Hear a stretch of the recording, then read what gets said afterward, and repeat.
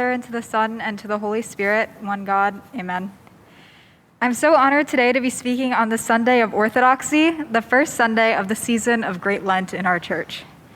Reflecting upon the meaning that this day takes on, I thought the best place to start was the Holy Cross, the symbol of the passion that we look towards for the whole of Great Lent. Take this off. Saint Helen, the mother of Constantine the Great, is one of the better known female saints in the church and was a devout Christian. Among many accomplishments, one of the more poignant is her likely influence on Emperor Constantine's decision to end the oppression of Christians in the Roman Empire via the Edict of Milan.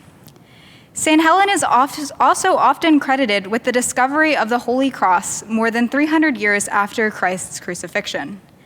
While it's unclear whether St. Helen herself made the discovery, it's verified that her pilgrimage to the Holy Land led to the construction of multiple Christian churches at the place of Jesus' birth and resurrection.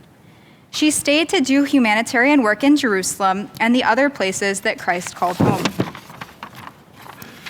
As the story goes, St. Helen had to order a pagan temple to be demolished in order to find the tomb of Christ and the cross, and in the following days and years, St. Helen would prioritize eradicating paganism in the region. I never understood why paganism would need to be eradicated in a place where Jesus had grown up as a Jew a few hundred years prior. As it turns out, this temple was originally constructed by the Roman Emperor Hadrian, who ruled from AD 117 to 138. Hadrian actually made himself the object of worship in the larger Temple of Jupiter that he built nearby, and it turns out that he had promised Jews that lived there a return of the Jewish temple. Instead, he built a shrine to himself and to the pagan gods. As a receipt for this, an unsuccessful war of rebellion was initiated by the Jewish people in 132. Hence, St. Helen's mission to remove the relatively new pagan temples was a vindication of the oppressed, as much as it was a restorative force in the Christian world and the catalyst for the discovery of the cross.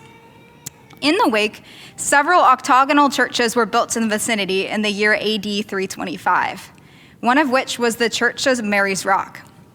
This church was erected around a 6-foot diameter stone on which Mary is purported to have rested en route to Bethlehem to give birth to Jesus, according to early church lore. The Church of Mary's Rock, which was excavated about 25 years ago, is adorned in unique olive and palm mosaics, two important themes from the life of Christ that feature prominently in both the Lenten and Paschal seasons. St. Helen died of natural causes, and in 1211, her remains were transferred to Venice. By legend, the ship arrived in the Venetian lagoon while transporting the remains, but hit bottom and wouldn't move. The sailors emptied the ship of all cargo to get it to float again, then replaced St. Helen's remains once it was floating with no cargo aboard besides the remains. With only her remains, it hit the bottom again, and the sailors deduced that this should be St. Helen's final resting place per her implied jurisdiction. The church where she lies today is a pilgrimage site for mothers in honor of this special early mother in the Christian church. As a positive demonstration of the potential for goodwill and reconciliation between today's Christian churches, the relics of St. Helen went on tour to the Orthodox Church of Hagia Varvara in Athens for a month in 2017.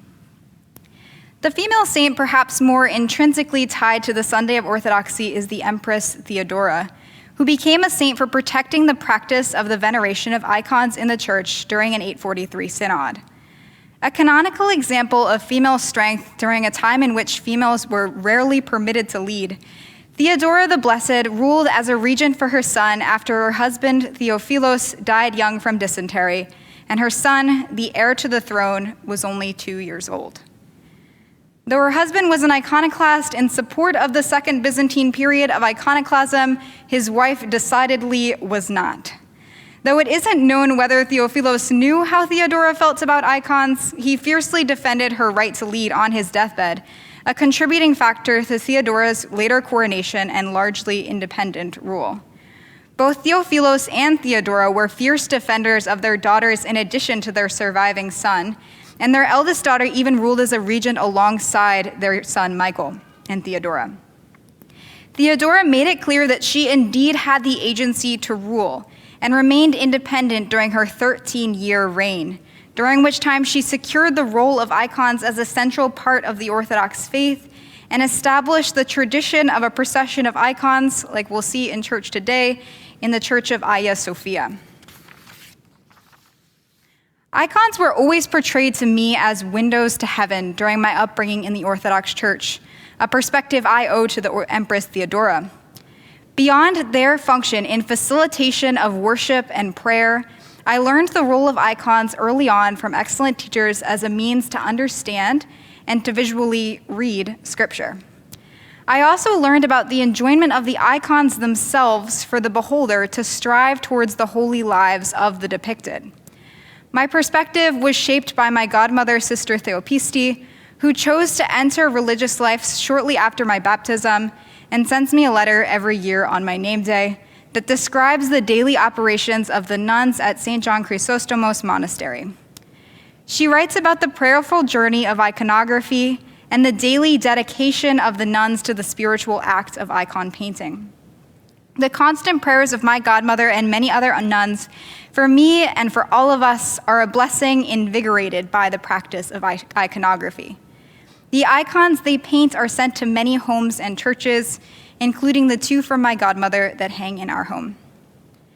St. Helen and St. Theodora lived in dramatically different times and took very different approaches towards the protection of the Orthodox Christian faith. They share their motherhood and the strong and active role that they took both in the upbringing of their children and the state, political and religious. Their decisive actions and recognitions of aspects of orthodoxy that today ground us in the spirituality of our faith secured the Orthodox Church that we participate in today. They have earned their reputation as important church mothers. They remind us how delicate and dynamic our faith was even hundreds of years after Christ's resurrection and how important it is that we continue to protect it in 2022. In the name of the Father, and of the Son, and of the Holy Spirit. Amen.